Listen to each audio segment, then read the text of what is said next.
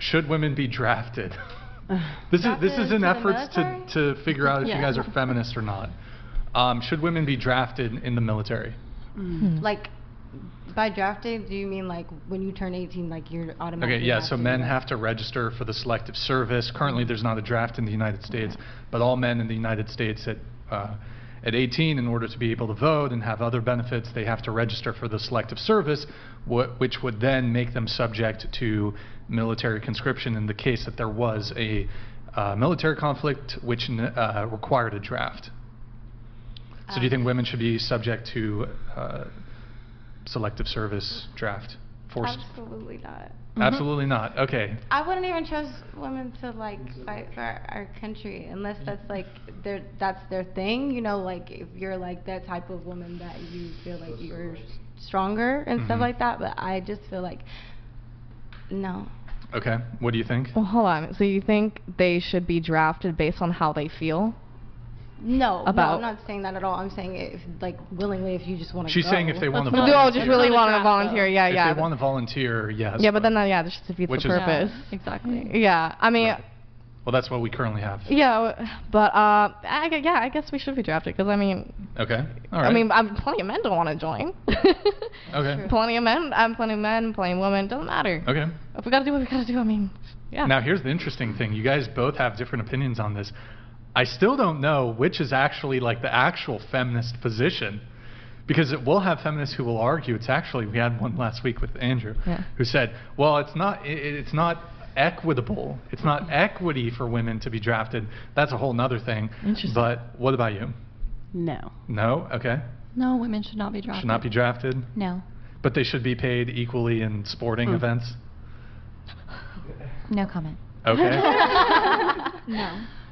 They shouldn't be drafted? I don't think so. Well, hold on. Okay, so everybody except Anza said women shouldn't be drafted. But y'all want to be equal? So wait a sec. How are you equal if the men are the ones that have to fight and die to defend the country? The men are the ones that build and maintain all the infrastructure, right? Like, none of this stuff in the studio is built or maintained by women. Do you know that like 90% of infrastructure jobs are still held by men? And that if you look at the top 20 jobs held by women now in 2024 versus 1924 are almost the exact same. So women have had 100 years to do whatever they want, and they still do the same 20 jobs they did 100 years ago, other than we switched out farm labor for HR work. But other than that, we're secretaries, nurses, daycare ladies, early childhood education, administrative assistants, retail workers, all the same shit that we were a century ago.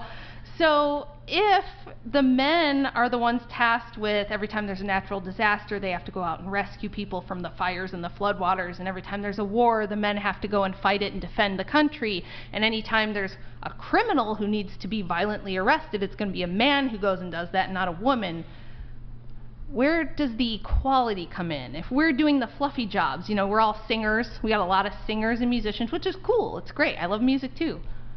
But y'all ain't like rescuing people and you know, doing the heavy lifting or the dirty or the dangerous jobs. Like, who collects the trash? Men. You know, who does all the steel working and oil rig work and all of the like sewer cleaning? Men.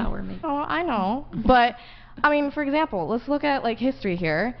So much war has been caused by men.